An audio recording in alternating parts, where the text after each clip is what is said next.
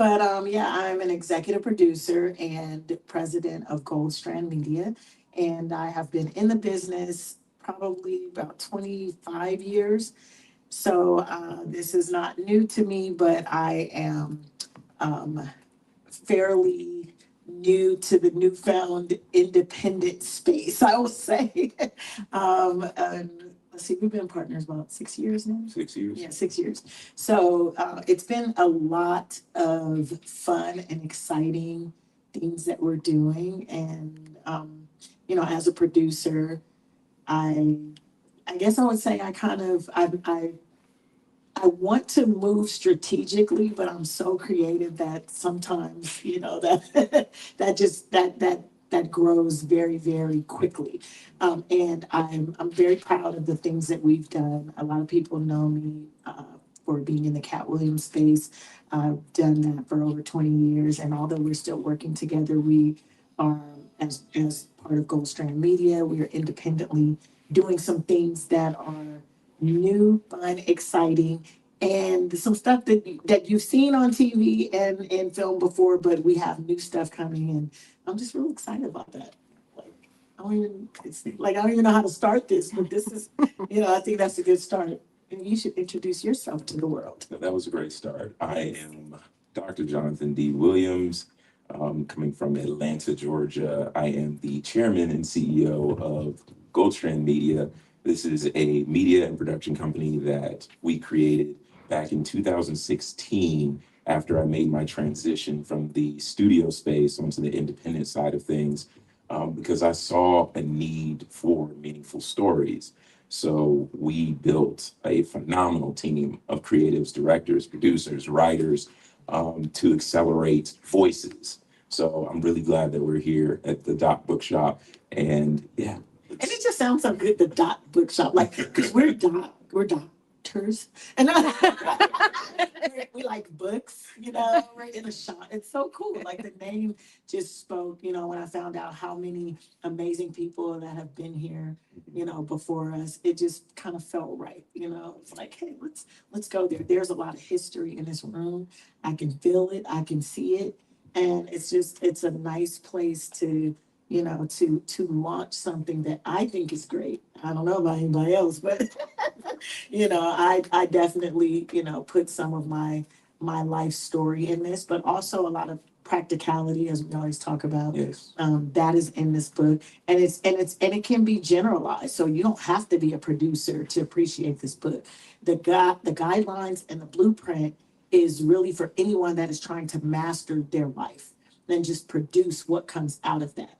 And I think that's the beauty of us being able to go to different cities and talk to people, because it's like some people just don't want to be in entertainment, but they're interested in being able to control aspects of their life and to manifest certain things and to be able to, to teach and mentor others too. Yeah, that's incredibly important, and I definitely want everybody as a main takeaway from this conversation. Just because we are producers in the entertainment industry, don't believe that you have to be in this business. Creativity is something that is not consolidated to one specific industry. So we can create in a plethora of ways, whether or not you're painting a mural or you're drawing something or you just have even spoken word. So it's not like you have to be a filmmaker or you have to be a producer in the film industry to create. That's true. So that's very important. I like spoken word. Do you know? I mean, this is like the perfect place. You're on a stage, but no, maybe next tour. So yeah, I think just kind of, if we're talking about on a general level, us being able to talk about like things in entertainment, because everybody is part of entertainment, whether you're on the creating it side or the watching it side, you're still involved. And I think the world now is shifting, and the entertainment industry is shifting so much that people need to know how to keep up, and they need to know about the latest trends and where just where things are going. I think you and I have a great understanding of it because we're in the thick of it. But most people just they just know what they're being told through media and television and social media. And I think we have such an insight that it is kind of our duty to be able to share that knowledge. Yeah, I agree. Right now, we are going, the word is democratization. Oh, that's a big long word. What does No, democratization. So we are in an era to where if you listen to one of the great filmmakers of our day, which is Spike Lee, he would tell you one of the reasons why he went to film school was so that he can get access to equipment. It wasn't even necessarily the education itself, it was the equipment, because now you have the resources to film something and bring that to life Yeah. in a final product. Now we're in an era to where we don't have the same gatekeeping aspects of creativity, to where you have somebody who's going to tell you no, or you don't have a camera, or you don't have this, or you don't have that, or you don't have the money. Now you can pick up your cell phone and you can turn it around and hit record, and you have the power of this thing called social media. Yes. And that gives us a voice. Yeah. And you have two sides. You have the creator and then you have the consumer. That's right. That pipeline is accessible through social media for free. Yeah. And the part too that I think is so interesting is that this new phenomenon with, verticals, as we call them, microdramas, and, us getting ready to do a mockumentary style of that.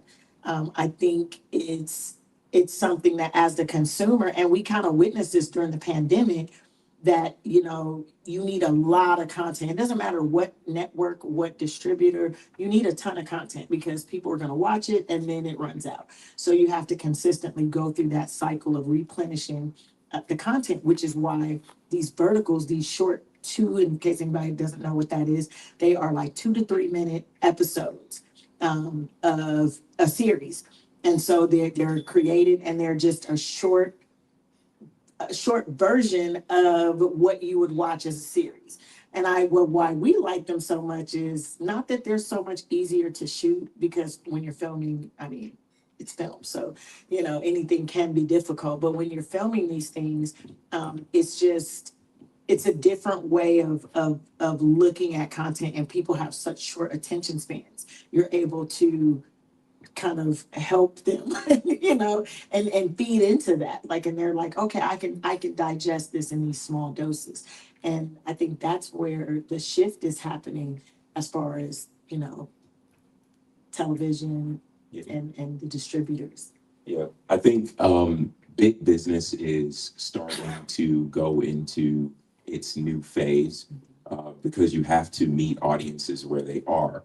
So the idea of vertical dramas is traditional cinema. Like, we all grew up going to the movie theater and watching film in cinema and seeing it on the big white canvas. That doesn't exist anymore. Everyone's going to theaters less and less. And the newer generations, where are they watching content? They're watching it on their phones. So what they had a great idea of, some developers, let's turn this widescreen canvas from side to side, up and down, to where you can watch it directly on your phone. So at the end of the day, when you look at cinema, business is a great aspect of it. It's great to be profitable and make revenue and build studios, and you're working on these massive sound stages and large budgets. That's amazing. But at the end of the day, storytelling is just that. It's storytelling. Filmmaking is just telling a story. We tell stories, whether it be through novel, whether it be through song, whether it be performative on stage, or whether it be in front of a camera.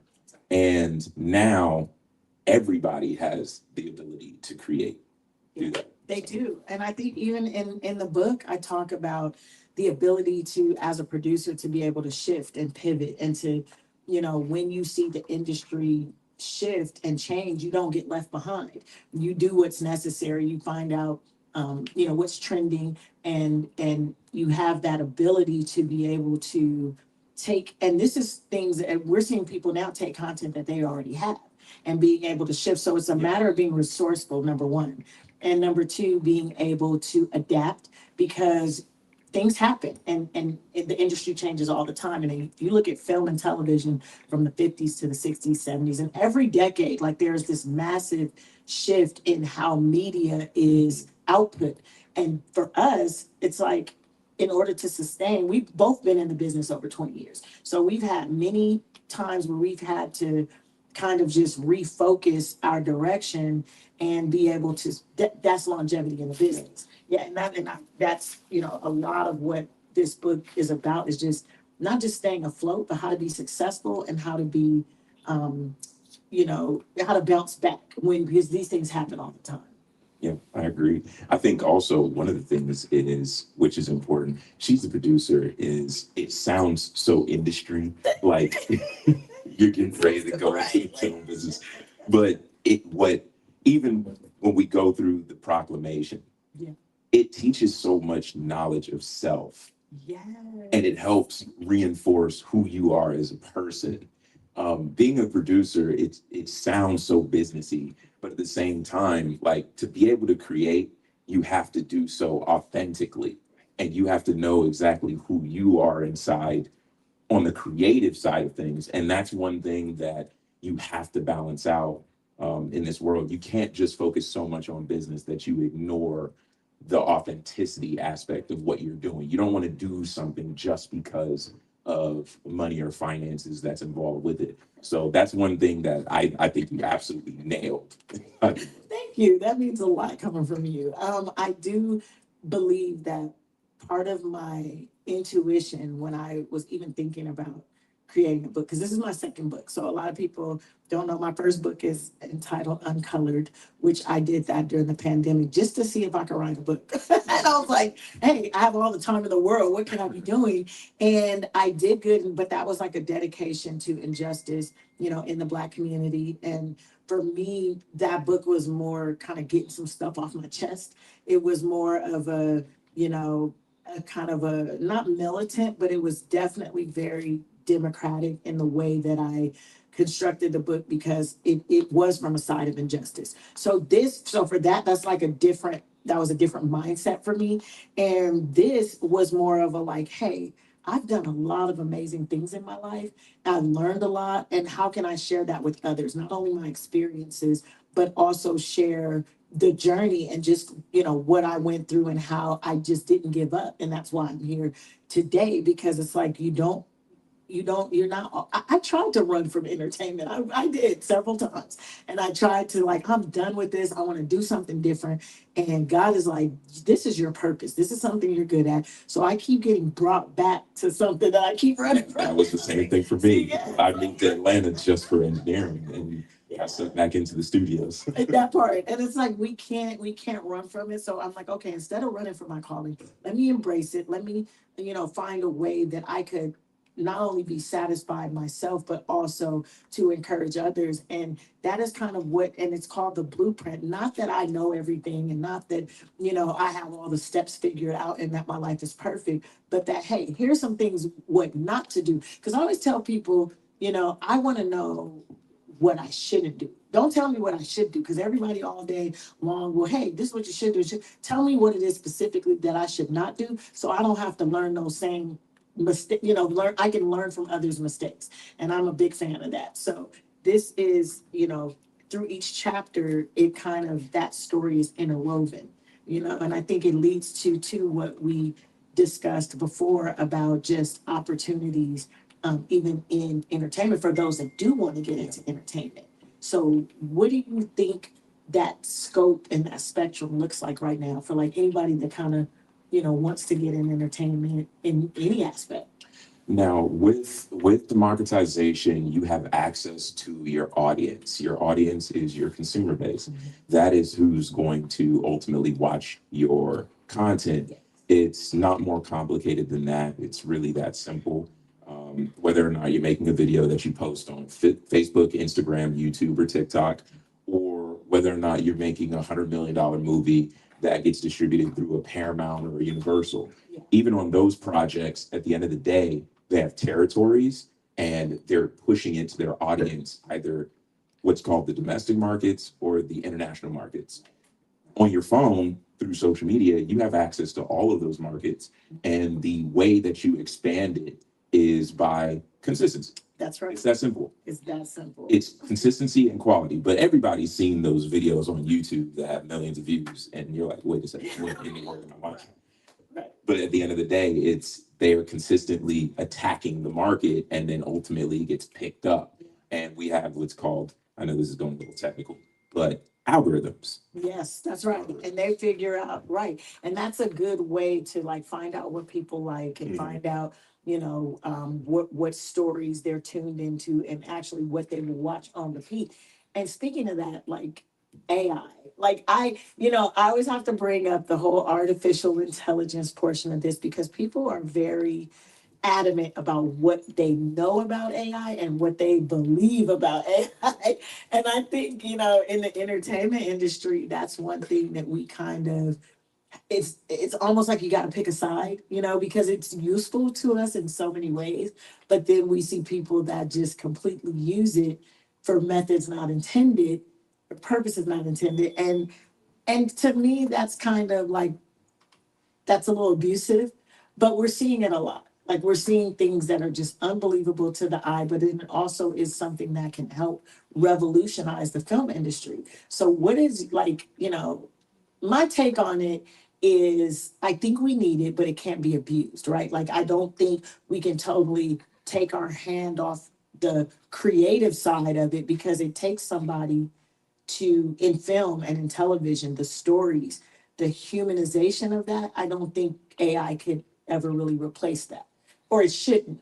So what do you think about it? And do you use it? I mean, I know the answer to that, but what do you like, what's your take on it? Artificial intelligence is no different than the advent of the internet or the advent of social media or any other major tool or industry that has reshaped society.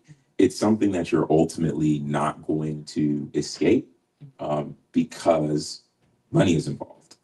It is a multi-billion-dollar industry globally. So they're going to continue fueling it and it's going to continue to grow. Now, everything comes with its pros and cons. There are pros. Example, AI is productivity. It has the ability to support you in different ways, different roles, whether it be through marketing, even just pure administration. Like a good assistant. Yeah, it's like a good assistant that can give you information at the snap of a finger versus something that could have taken significantly longer. In the creative process, it can sort through ideas, show you trends, help you create different ideas for what you need to execute on. So it has its benefits. Cons. Well, we know right now we're in Texas. Yeah. Texas is actually going through a water shortage near one of the plants that is supplying the servers to run AI. Those are real consequences, but everything has both sides. I think at the end of the day, anyone who uses AI or is in media has to find some semblance of a balance to it. And more responsibility. Yeah, but there is the responsibility component. There is a responsible way of doing anything. It's like I look at it with the type of content that we create and we produce. Everybody has seen your local drill rapper or somebody talking about shoot 'em up, bang bang, and stuff. Anybody can do that. Does that mean you should? Right. Probably not. Just because the record labels have the finance? Right. No, not necessarily, but there's a balance to it. Right.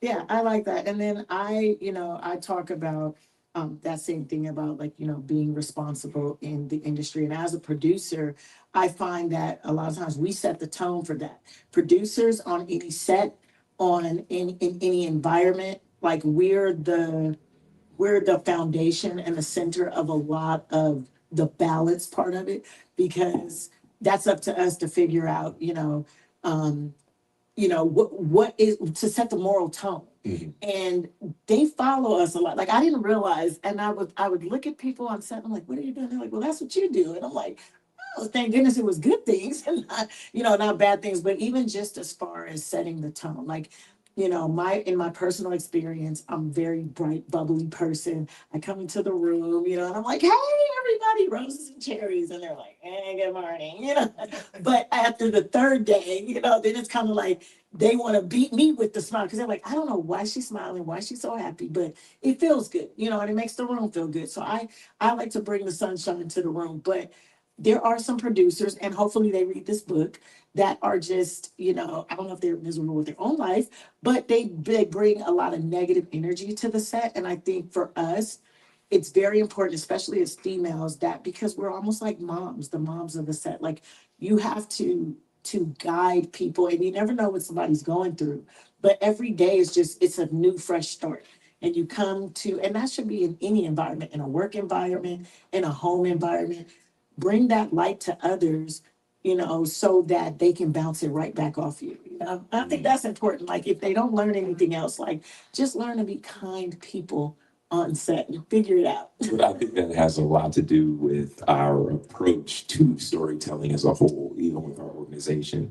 Um, there is a level of responsibility to that. Whether or not we're on set in the process of creating, we want to create a very productive environment so that people can receive something. And the same goes for even the content that's going out to the consumer when they watch it, when they watch any of our projects, any of our completed films. They're like, wow, that was moving, that was touching. Yeah. It's because we're trying to shine a light with our stories. Yes. And I think responsibility is a word that should be flowing throughout Yeah. Yeah. everywhere, really. Even if you're not working for a major company, Yeah. and you're just saying, you know what, I just want to make some TikTok videos, or I just want to make some Facebook videos, just sitting here talking about my day. Yeah.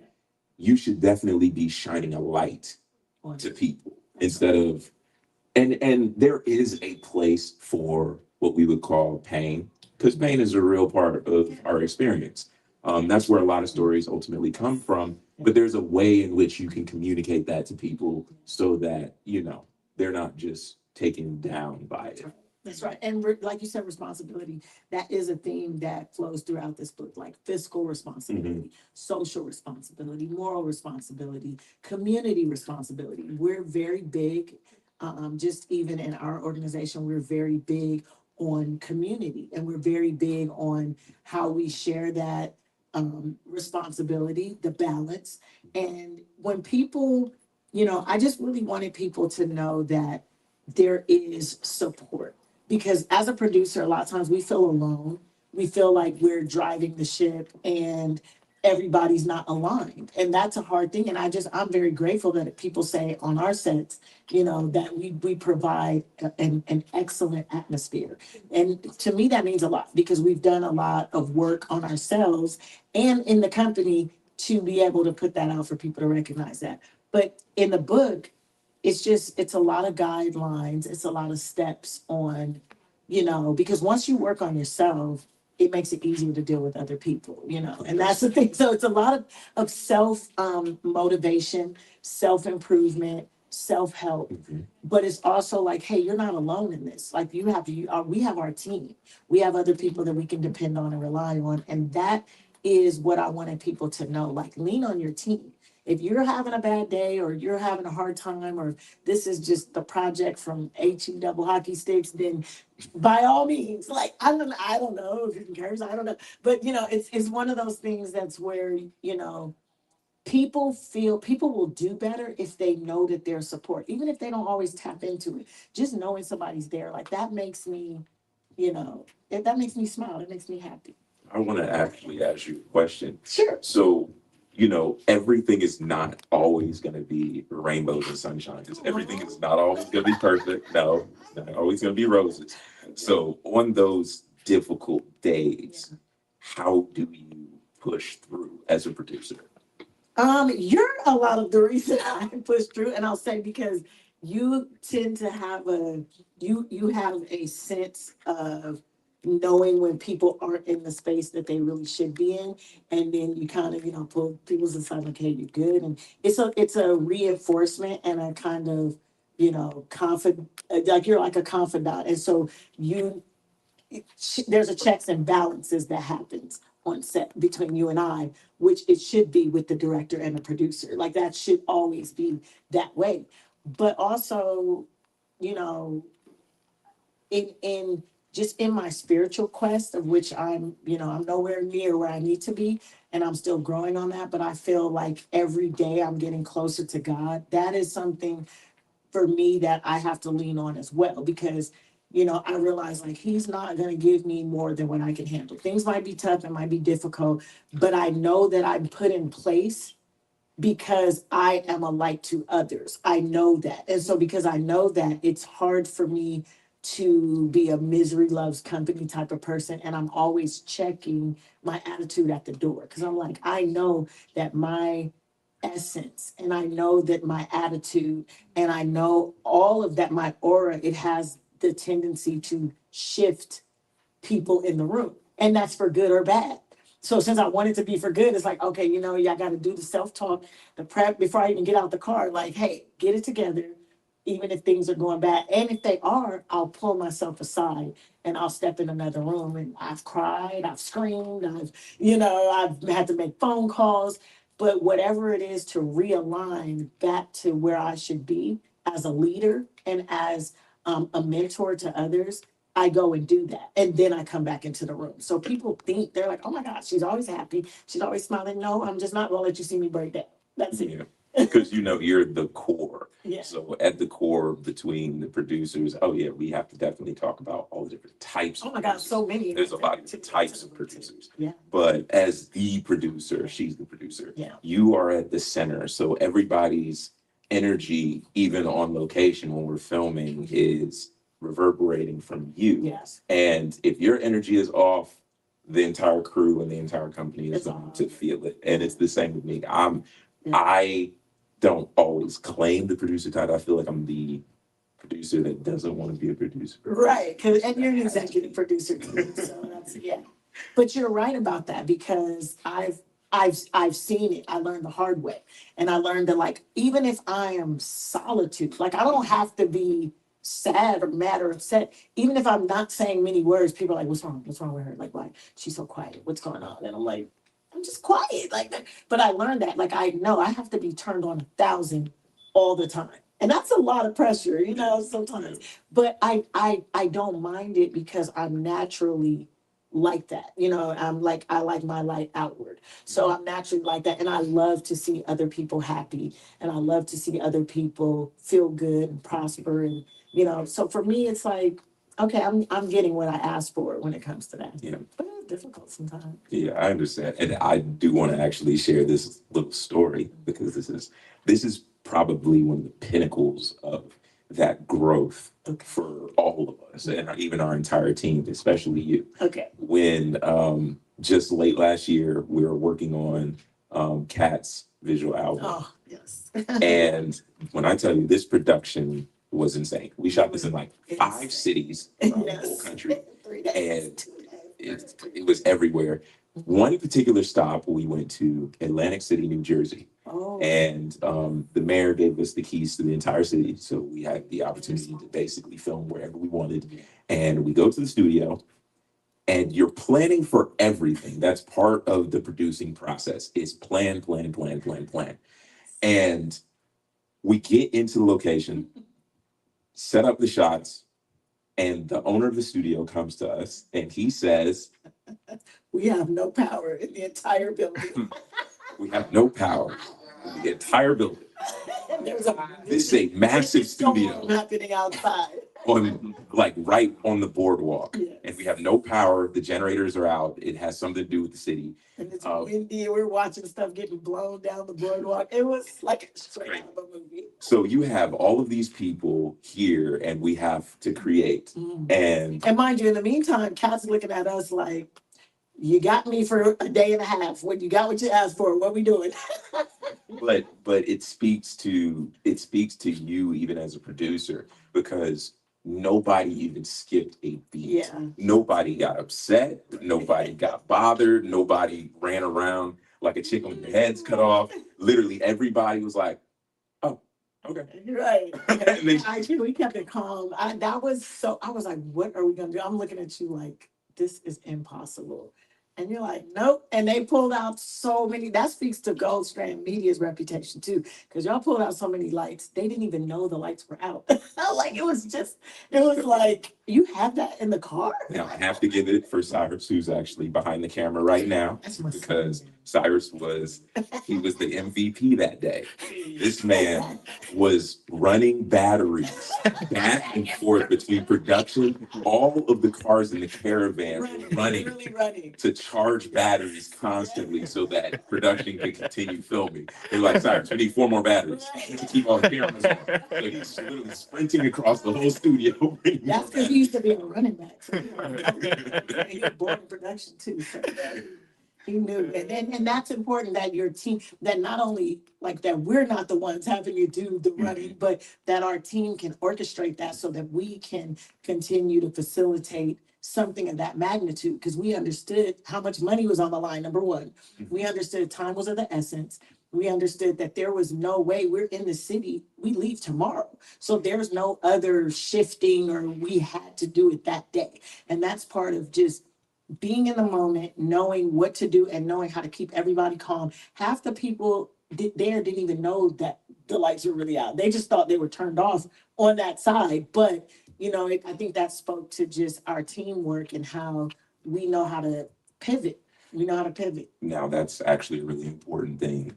So I actually, and I know you don't necessarily like this, but I love being in a space to where my options are limited. No, give me the Because options. Give me the options. When your options are limited, like when I'm sitting in the edit day and I'm cutting out a new film, I'm looking at every possibility of what this story can become.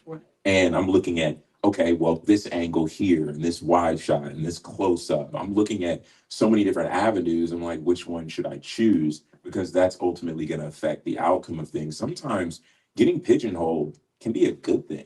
And then it actually allows you to be more creative with less options, because now you have to think of things on the cuff, like just completely off the cuff for what do I have to do?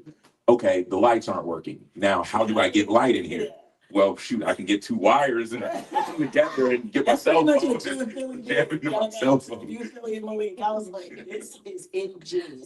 And I think too, that speaks to the difference, and which is why there always has to be a balance in anything, because just, it's almost like, like a manager employee dynamic, like a manager to manager dynamic, supervisor, whatever you want to call it, like even if it's in the corporate world. But for a director and a producer, because we see things differently, and the shift is always like, you're like, hey, this is what it is. And I'm like, okay, well, let me make it pretty.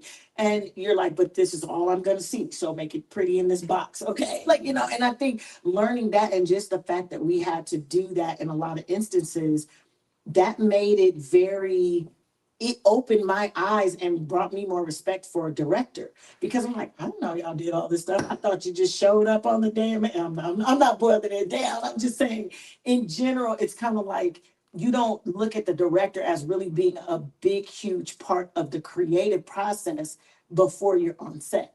And so to be able to know, like, oh, wow, but that's also because you're an executive producer, and we're talking about different types of producers. You care about a film or a series or whatever from start to finish. Some people only have an obligation while they're on set. Yes. And so that's the difference, I think, in what we do, is that we're from script to screen. So it's everything that is involved with the casting and, the script and wardrobe and, lights and everything that's needed.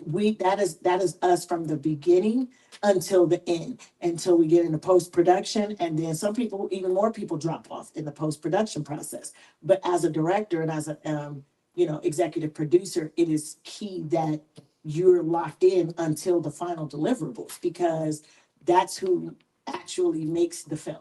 And I think that a lot of people don't understand that too. Yeah, and that's because it's ours. That's what ownership brings. When you own something, and it's tangible to you, you have a different level of care. It's not just, I've never treated film, or I've never treated our productions as if it were a job. Right. Some things are, just work, but ultimately I stay away from that because we're both incredibly passionate about what we create. Yeah. If you don't have a passion about it, it's not coming from a genuine place, in my opinion. And I don't care to create art from a place that's not authentic. Yeah. So, and then when it comes down to producers, you do have all different types of producers. You have just regular producers, you have line producers, you have casting producers, executive producers, and then ownership can fall into that in different ways. That's right. And I think you can And I would think too, that's why we're award winning. Like I just have to like it just and not that that's why you do things for recognition, but it also speaks to the level of commitment that we have. Like we have one project, and if we're gonna talk about Cyrus again, we have one project that has garnered us 18 awards for one project. And it's like when you look at things like that, and it's still getting awards to this day. So when you look at things like that, it speaks to our work. It speaks to like, hey, this is, we're all in with this. And then we have other projects. You have projects that your NBC Universal Award, your Xfinity Comcast Award for Best Director, Best Documentary. And yes, I am John Cabana. And then me being Emmy nominated, like that for me, and have been being in the business so long, sometimes it could be a thankless job, and it could be a lot of things go unrecognized, even as producers, because people don't know we did that. And so I'm looking at stuff. We've got 2 series on TV right now that I look at this and I'm like, dang, I did that. Oh, wow. And if it wasn't, and you think about all of the nuances and all the little things that you did to make that project successful that no one would ever know. And it doesn't, even if you tell them, like it's still so much more that they would never know.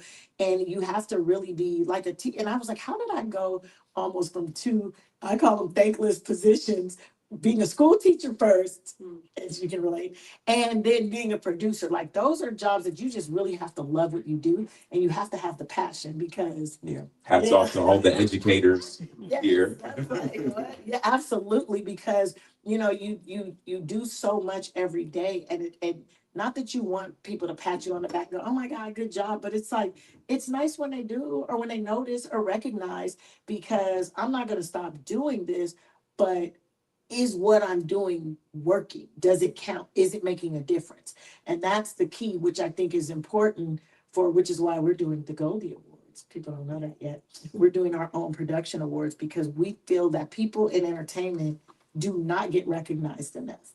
They don't get a light shine on them, even when it's easy to say, man, I saw your project, man, that was great. I went and supported. I took my family to the theater to see it, and I love that.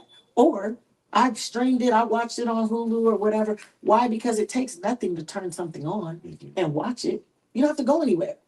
That leads into what we talked about distributors. And I know that on our panels, we've done several panels that talk about how does the average person get something either on TV, or how could they be involved? Some people, we know a lot of people that want to be actors and things like that. So I think, we could just share a little bit of that before we have to wrap up, and just kind of let people know about that. They don't know about this. So now you have, in the landscape of media, you have the UGC platforms. Yes. UGC platforms, that is Facebook, Instagram, YouTube, and TikTok. Yes. They are dominating the entire media landscape. It's something that they do not want most people to know, because the Netflixes and the Paramounts and HBOs and everybody else, they want to keep their claim on the media landscape, but it's becoming legacy media. Even streaming is starting to phase out because everybody is watching content on their phones. So this is an amazing opportunity and it's fertile ground for everybody that's just willing to either use something small like this camera right here. It's the DJI Osmo. This camera can fit in your pocket. Your phone can fit in your pocket. Everybody has one of these and cameras on the back and can shoot their content. It could be anything. It doesn't have to be necessarily a movie. It could be like, let's promote the Doc Bookshop. There you go. Let you shoot content with someone sitting and going through chapters, reading a book. You can literally publish anything, and there is somebody somewhere that will consume it. That's right. Now, when it comes down to the major distributors, where you have the Paramounts and the Warner Brothers and Universals, that is a little bit different. There are different gatekeepers that are still in place. It comes down to quality, reputation, audience draw, metrics, things like that. But we all know a four-letter word called Tubi. Everybody has watched movies on Tubi. You can deny it all you want, Right. but everybody's seen movies on Tubi. Yes. Yes. We know it looks like somebody shot it on their cell phone. Yeah. But at the end of the day, Yes. it is still a story, and someone somewhere had the inspiration to record, write it down, record, put people together, put a team together, and capture it. Now, getting it out, we have what's called aggregators. They are like sales agents in traditional Hollywood. And what sales agents do is they will take your project and they can go and take it directly into the network and say, hey, you guys should stream this project. Yes. And It's called pitching. You guys. yes. And most people believe that, no, this is so far away from me. And, I've never made a movie before, or I don't know how to do this. That's actually not true. You would You be can go surprised. get to people that do know how to do it. That's the thing. Yeah, that's where we can do that. Yeah. Yeah, if you really want to get that serious about it and you got some finance, you go and you get the people that know what they're doing. And that way still your story. People, you can share that, and it keeps its essence, but it also looks good and it feels good and it's done right. And that's the one thing. And that way, then you become an executive producer Mhm. of your own content. Yeah. And you talked about ownership being key. The thing is, a lot of things are accessible, and this is a value that people can take even in their own lives or with their own businesses or the things that they're trying to pursue. Sometimes it's just about asking. Yeah, literally. A lot of people just simply don't ever ask. That's right. They won't let it out. That's right. You have this idea that you keep inside of yourself and you don't present it. You won't, like, a lot of people just believe it's always going to be a no. It's a guaranteed no if you If never you shoot never your shot. That's right. If you never even search for the handle to that door, then that door is always going to remain closed. That's right. It's the same thing with us. Like, I've had conversations, we've worked with entertainers everywhere, East Coast, West Coast, South, North, and a lot of them, it's just an ask. Yeah. If I want Tiana Taylor to be in a movie, I could just ask Tiana Taylor, hey, will you be in my movie? Because you already did her wake up love video. Yeah, you're but like, yes, Jonathan. it's a lot of opportunities that people don't explore just because they simply never ask. And the only reason I even worked with Tiana Taylor was because I presented it to her producer and I said, hey, I got some cameras and I can shoot something. What are you trying to do? and that's how that opportunity. Favorite videos by her. And imagine my chagrin when I found out you filmed that. I was like, wow. Like, I knew I liked it for a reason. But you got a lot of stuff that. I mean, I do, but but yeah, and that's the thing. Like, I think too, even as if we're talking about in the world of production and in the world of creativity, because that's all production is. It's just taking something and making it visual. Mhm. Being able to have people see what you know and what you feel. And I always like to pour that into things that I've done, like even with cat stuff, like just like the sets and things like that, like little things. I'm like, nobody would probably ever notice this, but I'm going to put this here because I like the way that looks and looks good and feels good. And just being able to have full creative control of designing things and like his wardrobe and, things like that for me was a very challenging number one because he's very picky on things that he likes. And then the beauty of even just us doing as above so below was I got to kind of marry the worlds, like my whole longevity with him and then everything that I do with Goldstrand and being able to have that in the same room. Like it was so heartwarming, but it made me just feel like a boss because I was like, it's the best of both worlds, and being able to kind of showcase like, hey, we're doing something different. We're creating something that's new and something, but it's still authentic and it's still original, but it feels good. And then, being that for us, everybody was just elated on the set, like so happy to be a part of that. And that was groundbreaking for me. So we've done amazing things again. But even when we filmed Rad, like filming Rad was, it was like I got everything I wanted. I'm sorry you almost died on that set. I won't tell. I won't tell the people that, but like you had 105 fever, 104 or something, and you still kept it Told going. everybody to go home, and I sat in the Oh my driver's gosh. seat. So y'all, I shouldn't even share this story because your family's in the room. They're gonna think I tried to kill you. But anywho, so we were filming, and this was our second day of filming or third. That was the first day. That was the first day of filming. Yeah, because I Okay. just finished another show for another. That's right. So he was coming off of another show, and we had like so much already lined up because we had talked about this and what we wanted to do. And he was like, why don't we bring Cy on and let him be a producer on it too? Because this is his story he wants to tell. So it's kind of like a Steve Urkel bullying type story. He goes from the kid that gets bullied to the king of the ball, So it's one of those stories. And I just hearing them talk about it, I was like, this is gonna be amazing. This is gonna be great.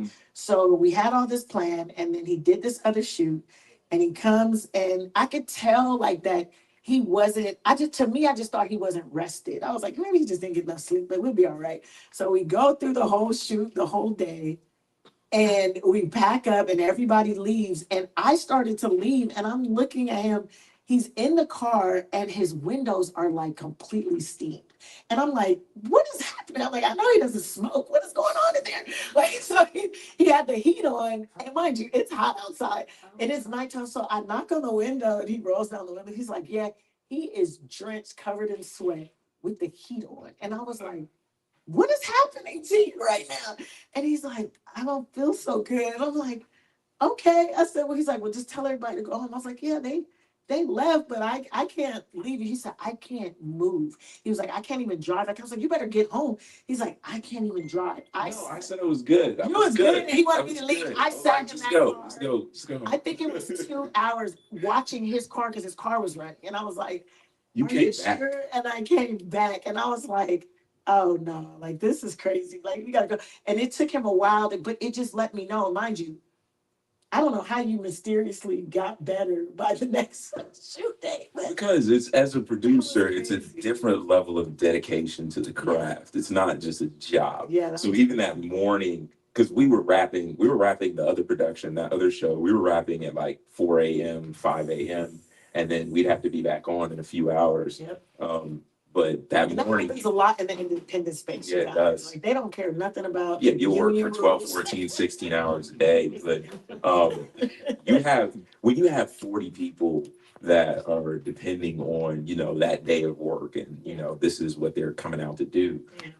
From the leadership as a producer, you don't want to be the one that's to say, yeah, I'm not feeling good today. So that's right. And everybody's like, going always home. suck it up. I give it to you for that. Like, and it's like there are times, when we don't feel good, we just want to call in, but you can't call in because, somebody paid their money for this budget. You only have 10 days to shoot this film, and you call one of those off, you cost the production thousands of dollars. So it's one of those where, you have to be really, really careful and cautious. That's where your health comes in. You got to be able to take care of yourself and make sure that your body is built for these gruesome days. Like you have to really do that. And I think I want to just share this out of the book before we should do some Q&A so we can get to the book signing of it all. But I just wanted this is a producer's pledge. And last time, everybody, when we did this before, people had the books ahead of time. So I'm just going to read it to you because normally I like to do it where we can read it together. But I'm going to read it to you.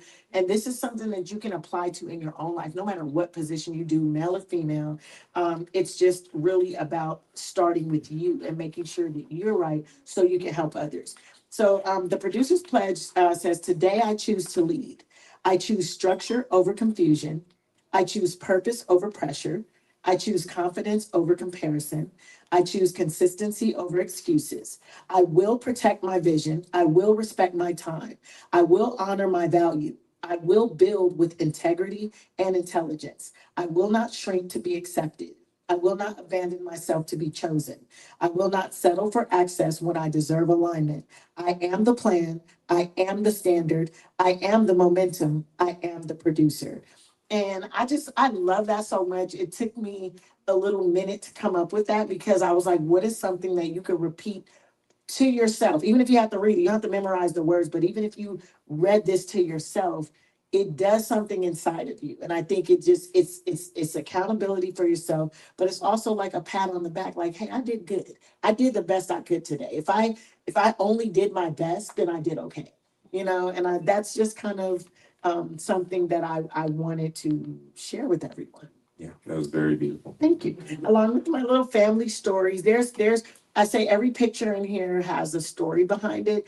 And this some of what this book leads to our master class, the She's the Producer master class, which can be done virtually or in person. We're in Atlanta, so we might do a master class tour if we get, I know we will get that. People are already asking for it for us to come to their cities.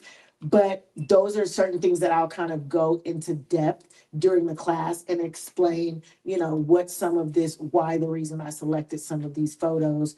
And it's just stories and reminders and guidelines. Like it literally is a blueprint. So yeah. So I think we should open it up to the audience for some questions. Thank you all for coming. I appreciate it so much. And just sharing this journey with me. This is our second stop on the book tour. So shout out to Dallas. Yeah, shout out to Dallas. We have Dayton, Ohio. We're gonna do Cincinnati. We have Savannah. I think we might be doing Tampa, Florida. Yeah, and then there's another one I left out, but anyway, I'll get them. But does anyone have any questions for myself or for the good Dr. Jonathan Williams? Yes. What would be your advice for someone looking to get into the film industry? Hold on, I get this, and then we'll share that right. There you go. Okay. What would be your advice for someone trying to get into the film industry, saying on the film crew side of it? So there are actually, sorry, can you pass it to whoever will come next? Yeah, if you can hand it off. Thank you. What I would say is there are a lot of boards and websites. Facebook groups is a really, really big one. They post a lot of different crew opportunities. Do you have a specific department that you'd be interested in? It's not for me. It's for my son. He does film. He's done several films. He's flown to California and worked on a film crew. That's good. He's worked with several here in the Fort Worth area.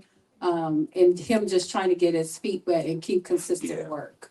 Yeah, the best opportunities is definitely going to be as entry level Facebook groups. There's a lot of Facebook groups in every city, and that basically hubs all of the crews and producers. Producers are the ones that are generally performing all of the hiring to get on location. So producers will oftentimes, they'll make a post and say, hey, we have this film that's going to be shot on these dates. Here's the list of crew that we need. And then you can submit your resume and headshots and things like that so that you can get connected with them. Another is networking opportunities. Whenever there are film events, especially film festivals, you're going to have centered producers, crew, cinematographers, directors that will take your contact and you can build relationships. And what I always tell everybody is always just add value. If you're operating by what we call the laws of reciprocity, you offer value, somebody's going to offer value to you. So it's not just, hey, can you do this thing for me? If I say, you know what? Hey, I want to show you how good I can actually be behind a camera. Can I get on a project with you for a few days? And even if I'm going to work maybe for free, I can show you how talented I am. I give you that value. A quality DP or cinematographer or director is going to say, hey, you know what? I want to bring you back. Now I'm going to bring you on a project where I have this budget. And that's an easy way to get in the door. Okay, thank you. And I would also say companies like ours have them reach out to other production companies. Goldstrand Media, we're known for creating opportunities for just anybody on the film crew side. And we have a very, very high level of respect for what we call below the line, which is not your executive producers. It's everybody else on it, your gaffers, your makeup artists, you know, your I mean, it's so many people that are under, even other types of producers are considered below the line, like certain associate producers and things like that. But we say that contact them, and like you said, they offer internships sometimes, they offer opportunities, sometimes they might be paid a small stipend or something, but those are good ways to get into, especially if you're not in a city like Dallas is not predominantly known for entertainment, film, and television. So if you're in those cities that are outside of like the big cities like LA, you know, even Atlanta now is becoming, it's moved up to, it's like you have LA, New York, then you got Chicago, and then and Detroit, just Atlanta. Yeah.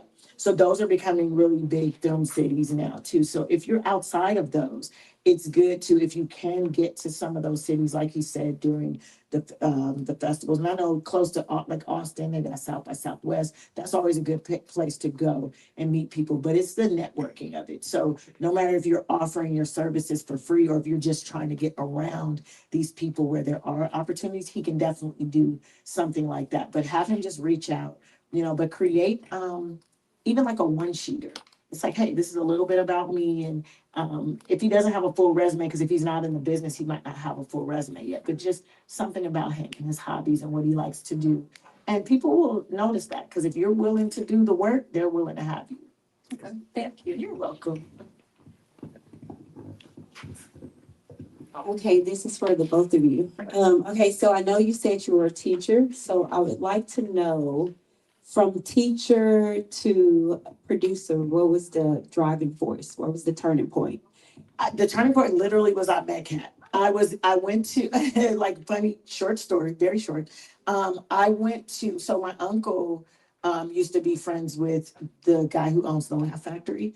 And he always would get tickets, and they have this thing called Chocolate Sundays. And that's where all the Black comedians would come out and perform, big or small. Like if you were no name, then they would give you a couple minutes and let you do something. But they would always have somebody with a name come out and kind of go at the end, which is technically called a headliner in the world of comedy.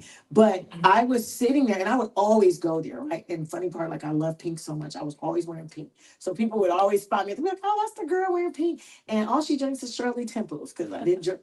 So I remember being that particular night, I wasn't supposed to go. Well, I'm gonna say I was supposed to go because, you know, it was kind of fate, but everything happened that why I should not have went. So I had 4 friends that were supposed to go with me. Every single one of them, for whatever reason, had to cancel. And they're like, we can't go tonight. And, you know, one friend was sick and one had boyfriend problems and all that. So I was like, you know what? I'm going to still go. I didn't really want to go by myself, but I was like, I'm going to still go because what else am I doing? And I'm already dressed. So I go there. I'm sitting at the front and all of a sudden they're doing a stand-up and everything. And one of the waitress come up to me and she's like, and she knows like I'm a regular there. So she's like, there's a gentleman upstairs and he's asking like, what do you want to drink? Because he's going to take care of your drinks. And I was like, you already know what I drink, like Shirley Temple. So she went, brought me the drink and went back up and gave him the bill. He said, I got to meet this person. Like the bill's only $6. Like what is happening? You know, so he comes down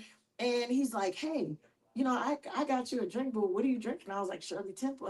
And I guess to him, that was just like, all right, number one, she's not out here trying to play people for their money. And she's really just, that's her. She doesn't drink. She doesn't. So he said, I gotta meet her. So he went and I was just looking at him like, who are you? You know? And he said, when I go on stage, when I come off, you know, we got a group of people that's going to Mel's Diner. And I didn't know he was up there with Ludacris and all that. So I was like, okay, cool. So he comes off the stage. And I was like, wow, he's really funny because he saw I was sitting there not really laughing. I was known for that. Like, you don't get courtesy laughs from me and stand there. Like, you got to make me laugh or else because I really respect comedy, you know? And so he was like, wow, like, you know, you're cool. So he was like, literally that night, he was like, I need you to work for me. And I was like, work for you? Like, what do you want me to do? Like, he's like, you know, he was on the Tracy Morgan show and he's like, I need somebody that thinks like you, because we had talked a little bit. He's like, you're multitasking and doing all these things. I need a good assistant. And I was like, I'm a school teacher. Like, he said, okay. And he told me mind you, the next day I went and did some work for him, but I was like, I got to get back because I got to teach school in the morning. He said, I appreciate that you love school and the kids, but when you get tired of that salary, let me know, And it literally was like 6 months. I was like, I'm struggling, bro. Like, I can't do it. And he's like, I was like working with him at night and then going to teach school. So I said, I just want to stay to the end of the school year because I promised the kids a graduation. I had fifth graders and I was like, I can't let them down. And he said, man, that speaks a lot to your, commitment. But I was so tired and I was drained. And I was like, but it worked out because I saw my commitment through. But then I was able to get with him and get on a decent salary, raising three kids by myself, So that was literally like my transition from teaching. Like I never thought about being in entertainment like that. I always wanted to like either style for somebody. That was the thing I wanted to do. And then I got to do that for him. So, and along with other things. Amazing. Okay, how did you transition? Thank you. My transition was really, really simple. I was teaching third through fifth at the time to finish my engineering degree, and I put my resume on LinkedIn, and I got a ghost. It wasn't official. I got a ghost email from a CEO who saw my resume, found out it was him later. He was sending it under an alias because he didn't want anybody to know that he contacted me directly. Right. But it was the CEO of a major media company in Atlanta, and he said, "Hey, need some help." And So like your committed first try. Wow. I didn't try. I didn't actually try. I just put myself out there. I had rebuilt my entire resume and I put everything out on LinkedIn and had set up my whole profile and everything. And he emailed me. And then that led to a decade on the studio side, working for BT and Fox and every type of major network you want. But yeah, I think it's a matter of just putting yourself out there. Putting yourself out there. And don't think opportunities are really that far away, because they're not. I've gotten calls just off of the strength, just somebody told somebody and gave them a contact. And a lot of this business actually happens that way. It's not entirely formal the way you would think. Yeah. A lot of things are just word of mouth. Wow. Um, books to film tend to be very big right now. Yes, huge. I don't necessarily know if I know of it, well, in so much in the African American space. But how can you approach that, especially with us being on the front line, to see how we can say, hey, this is a great, even the classics. I think the classics, especially those that are in domain, that we can get without all the legal stuff. But how do you approach those types of projects? I would say the number one resource that you have is let me start with this. So there's a lot of films that are actually developed from books, from published authors. The reason why in the business on the producing side is because it's called pre-existing IP. There's an audience somewhere that already knows about the story. So when it gets adapted into a film, that process is done through a screenwriter. There's difference between being a novelist and an author of a book and then screenwriting. Screenwriters will adapt it to film so that a director can take it and actually get it produced onto picture. Now, pre-existing IP is just like a proven method. If you think about, has anybody seen the Book of Clarence? Yes. The Book of Clarence, what is the IP based off of? Loosely, not one to one. The Bible. Everything that is relating to the Bible, if you make that into a film, it's like automatically successful. The same thing goes for a lot of different books. If you can, this is actually what the studios do. The studios will go into the book sales and they'll say, okay, where has this book been sold? How many units? All right. All we have to do is get a screenwriter, put them with the author, develop that into a screenplay, and then that screenplay is what the director will take, and he might throw his own 2 cents or his sauce on it, and then we create it, and now you have a film. And that's actually with I've shot a few different series. So the entire Gangster's Daughter series, those are all based off of books. Gangster's Daughter has a lot of great talent in it. Hood Riches with Tawanda Braxton, that is all based on books that sold in the past. And I would say too, there are a lot of not only writers that look for books. So I would also say like if there are people that are authors, they should also approach like production companies and things like that. Cause they're forever looking for something like that to convert. And that's basically what Terry McMillan did, you know, and those are real life stories. So yeah. I have one more that, because, I mean, you guys are getting out dynamic, actually, you guys are really getting out some very great information. Y'all have some dynamic experience, and he said, I almost feel like you telling me that I could be a producer. That's what. This business is not as inaccessible as people believe. If you want to be a producer or a creator, you can literally do that tomorrow. It's not about film school. And, you know, I'm late in age, and I'm like, gosh, is it still an opportunity? But you guys, you're sharing on a level that, hey, you know, I'm transitioning from this career and that career, and it is possible. Like, this is really motivational and inspirational. I don't know if you guys know, like, you know, I don't put a couple of comments on my Facebook page, like, look, anybody that has a mission or a vision, especially with young girls, y'all should have been here with Dallas Fort Worth. Like, this is like, and we're in an age where this is it. And you are here. And I'm just, you know, I'm just kudos. Like, I have a lot of projects that I want to get off the ground. Like, literally, I have so many, just being in this space. And so many years, I'm like, oh God, I gotta buy that equipment. Oh, that's gonna cost me $2 million. I don't have it, you know, but I have so many when it comes to, you know, I always think of this conversation as a sea of books. Like, there's so much things that in the sea that you can't even, you know, can't even fathom. And now here we are, like, I think this is a possibility. Like, I could really do this project, that project. And I don't know if you guys are really doing this to me. I look at it like this. Everybody has a voice and everybody has a story. Everybody has an experience. No one is without that. That's for everybody. The only difference between even producers specifically that are successful versus producers that are not is how many no's are you willing to receive and how willing are you to fail? Yeah. That is the only difference. I'm gonna put this. It's the same with any business. It's the same with any business. Some people will quit after they get their first no. Some people will quit after 10 no's. Some people will quit after 99 no's. There are a select few people who will say, you know what? You could tell me no 1,000 times and you could shut the door in my face and I'm still going to be searching for my yes at the end of the day. And that's literally the only differentiating factor. Yeah. And I would also say too, like when you mentioned like, hey, I got to get this equipment and get that, that's what partnerships are for. And that's what bartering, that's where that comes in. Like, you know, hey, I can do this for you.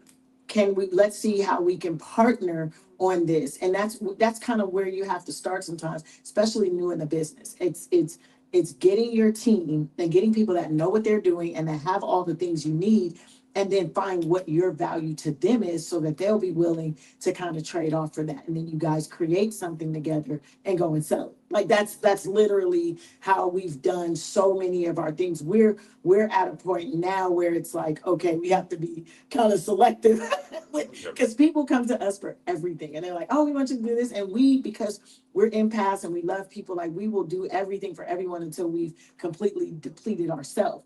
But now we see the balance in that, like you have to be able to, and that's in the book too, talking about balance and sustaining what you have, because you're no good to anybody else if you don't have anything, you know, and that's being able to say, hey, I have to say no to some things so that I can, and keep parents right, pour into your cup and keep your cup full, because we continuously output as creators. You're constantly giving of yourself. You're constantly expelling your essence into the world. So you have to be able to re-up and get that back. And that's really what, like, that's what I said. If you read this book, it's not long, it's not a hard book. It's 100-something pages, and a lot of them are pictures. So, it's like, Together, it's really. thank you so much. And I did this on my own, like on my computer, like literally, like every single page, and him and my good friend, Dr. Eve, they were like, did you get the book done? Are you finished? Are you done? And I thought I was done, and I went back and reformatted some stuff, because for me, visually, it had to look a certain way. It had to be attractive and appealing, but still put the message. I made the font bigger than it normally is, because people, like, if they see 100 pages, they're like, I don't want to read all those words. The font's big, so it's only half a page really. So I wanted to be able to give people content in digestible portions. And that's really what this is, And we're doing the spoken version. And we're doing, that's right. Like, and just the fact that we're excited about going to different cities and getting people on board, creating our networks. You never know, like Dallas can become the next hub for production, for entertainment, for film and television. You have enough people that want to do something, they make it happen. And that's really, what we're teaching and encouraging other people. Start your network, start your hub here. And like you said, books to film are that is a very key golden way to get something into film industry. That is how Detroit actually exploded with their film industry, was actually because of novelists. And these are Black films. Detroit, the independent market is Black films. These are all authors that just decided to take it a step further, and they own publishing companies, but they said, we're going to adapt all of our books into screenplays. Yeah. Yeah. Wow. So if there are, you have questions? I have a I'm sorry, question. Yes. First of all, congratulations on this book. It's an awesome book. As far as the illustrations and everything, I haven't read it yet, but I appreciate you making the text big, because my eyes, I was like, that was different. I said, oh yeah, we got one here. But I have two questions. First, as a Black woman, we've seen an uptick lately in Black women becoming more leaders and creators, Yeah. producers and directors. Can you elaborate, and I don't know if you do it in the book or not, on some of the challenges or experiences that you probably had to face, that you probably had to face? I'm glad you asked that, because it is a big deal. Like, being a female in a male-dominated industry is not only difficult, and it would be difficult just being a female, but I'm a Black female, as you said. Like, so that's almost like, some people look at us at the bottom of the totem pole, but it's like, I decided to, instead of looking at that as a negative, look at it like, I'm a treasure. Yeah. You know what I'm saying? Like, it's a gem if you get me on your set, because I'm a phenomenon. There's not a lot of us that are actually moving the needle. And so there are a lot of things that were hard. There were certain males I noticed, like, didn't really want to show me the ropes. They didn't really want to teach me everything. And I went through this. I was in music first. I was in music production first. So even on that side, it was like, wow, it was so many people that just kind of like, what's she doing looking over here? Like, I don't want to show her anything. And it's like, why? Like, I could be literally a great partner to you. I could be somebody that takes what you have and let's blow this up on 1,000. I'm not trying to take from you. I'm trying to add to what you're doing. And so once I got enough of that and me just trying to partner with people and do things, it was like, all right, let me try it on my own and see what happens. And the minute I did that, I got my tribe. It was like people rallied around me and was like, oh, you're trying to do this by yourself? Here, let me help you. What do you need? What do you need to know? And I think that was the moment that I said, in solitude, I'm still not alone. And I didn't want to, I didn't want to have a pity party, but at first it was hard, because it was like, man, like, nobody really, I want to learn this business, and I want to do it right. And for me as a female, that by doing it that way, I don't always recommend it, because it made me really, really strong and tough on the outside. And I felt like I lost a little bit of my femininity in doing that. So now that's why I'm circling back, because I want to be in my soft girl era. I still want to be assertive and be dominant in certain things, but I'm not trying to overtalk the man. I'm not trying to challenge a man it's like female producers. And that is what, even what this book is about too. Like, for female producers, not to learn to stay in your place, but hey, yeah, you doing this and you're pulling some weight, but don't forget about your counterparts because they know the game too. And so you need to figure out how to be with them and not against them. And this and vice and hopefully that will show the male side the same thing. Like, hey, as females, we can do some things you guys can do, but together, you know what I'm saying? We got all our bases covered. And that's literally my message in this book. Like, lean into your femininity, but still get what you want. Remember, but you're not gonna get anywhere butting heads with all the guys. It's just not, you're gonna get kicked off set. Or nobody wants to work with you. Either one of those. And so I think I've just now learned in the last 5 years to really find that balance and be able to maneuver. And it's working for me. Yeah. So thank you for that. Yeah, appreciate that. I appreciate that answer because it was one of the things I've been noticing in the industry a lot. You know, as far as Black women being more in more roles of leadership. Because you heard the horror stories during when they were about to pay and all that kind of stuff, and you know Monique coming out and talking about different things with different directors. And so it's just I was wondering what your experience was, but also with Goldstrand, congratulations on that. Thank you. It's I know this you spoke on independence. This is kind of a new space for y'all, and both of y'all can answer this question. With the streaming industries and these different platforms coming out, you got Paramount, you got all these different options. What do you think is going? What y'all gonna have a niche, or y'all gonna be looking for certain types of content that y'all gonna go after as far as stories? It's gonna set you guys. What's gonna separate you guys from the rest of the platforms that are out there? I'll speak a little bit and I'll let him speak to that quickly. For us, the beauty of us is we've created kind of like a juggernaut in our just kind of in our umbrella company. So him and I aren't the only producers or executive producers, and we have partners are that are like literally viable in many different genres. So mine is kind of like the youth space. Like I like things that are, you know, the kid stuff. That's me all day. And I also, you know, I'm starting to grow a big fan of the the kind of the mockumentary style. Kyle, you heard that mockumentary? So I'm a big fan of the mockumentary style. And for me, that's kind of things that I will do and look to doing within Goldstrand, and things that we have been doing. But also, you know, I say like I'm the queen of the series and he's the king of film, you know, for in our company. So I think that's kind of where we differ. But as far as genres, like it's open. We do a lot of faith-based things. Okay. So it's opening, but that's just my niche area. I would say for me, I've been able to traverse film in a lot of different ways. At this point, I'm at movie number 49. There are 49 movies, and that's not even including the shows over the past 15 years.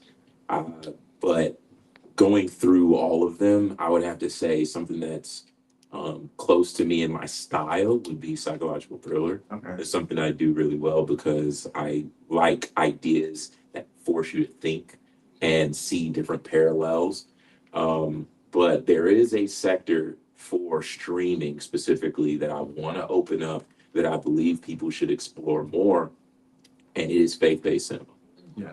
Faith-based cinema is a drastically underserved market that I think more writers and directors should focus on.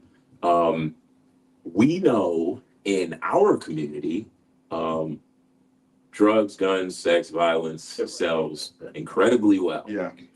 I'm not gonna lie, you will see my credits on a lot of films. I've shot some things where I sat back on set and it was very questionable.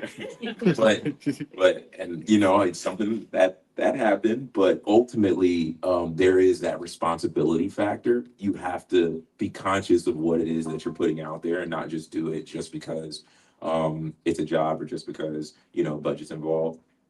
And faith is something that's important for people to explore. It's a real life aspect of life. So why aren't more people telling those stories? A lot of people, they just either don't feel the conviction yet, or they, you know, like, nah, I don't want to talk about God. I don't want to talk about spirituality. I want to talk about going to the club. I want to talk about this, that, and the third. And I think that we should open that up a little bit more. Yeah. Cool.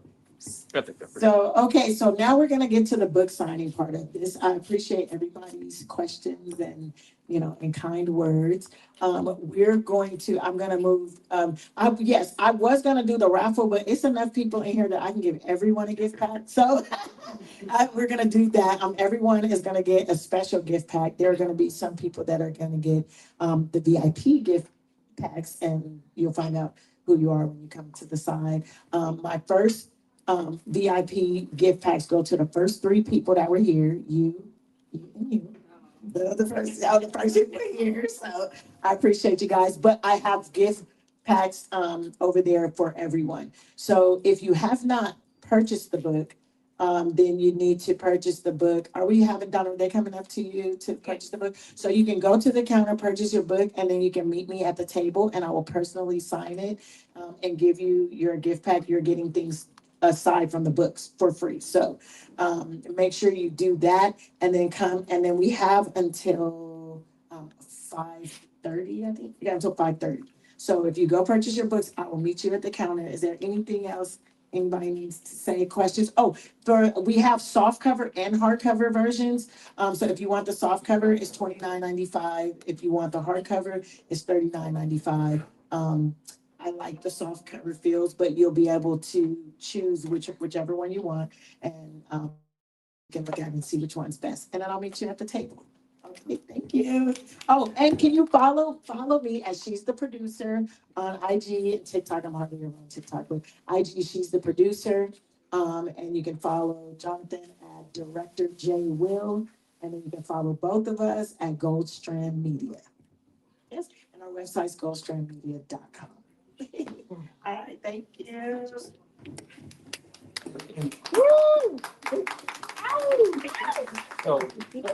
If you guys would like to take selfies, I'm gonna be your photographer. So you would just hand me your phone when you go up there to get your book signed. I'll take a picture on your phone for you, okay?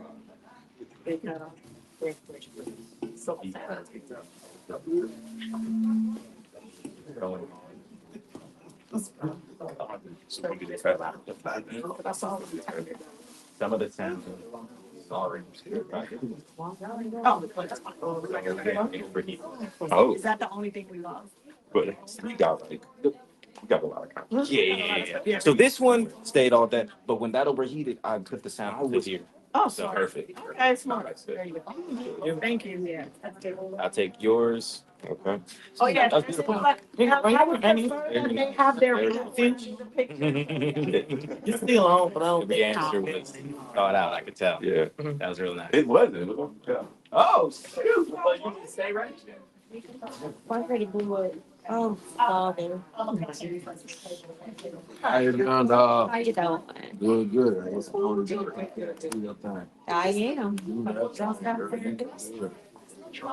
So, Yeah, man. Watch your work. you know what I'm saying? I can do a little bit of everything. I venture out. When they did a whole movie here, this past October, and I watched me being on set, watch me do that stuff. I was like, man, you niggas never realize what really takes. Exactly, man. Man, okay. This crew come out, next thing is, Yeah, I good. Next crew come out and do something. It was definitely different for me because I was so used to being in front of the camera, and then I got behind the camera. I was like, wow, there's a lot that takes place back here. And I just showed up and did my thing and left. But now you got to know what happened behind the scenes to know how. Yeah, because we were reaching out. And that's what I, the guy commented for you. Just told me about it. And they come. Would you be willing? Yeah, let me just put the camera. Right.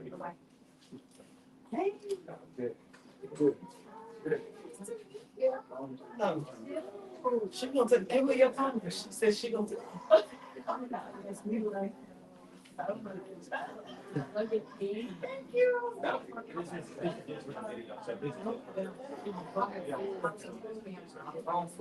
Oh, no, it's not.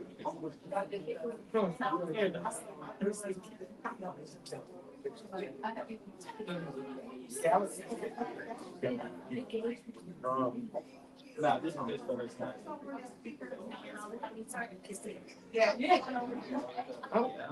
That's on me. Okay, sure. Yeah, so I figured that they do.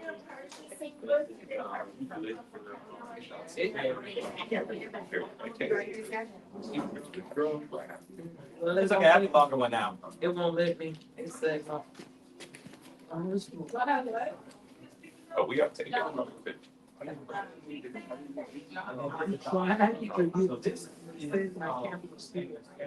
pictures. I gotta go to the trash.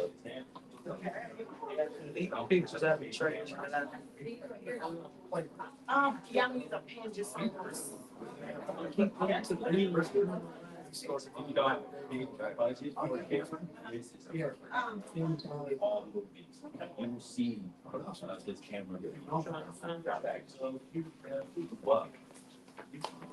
So.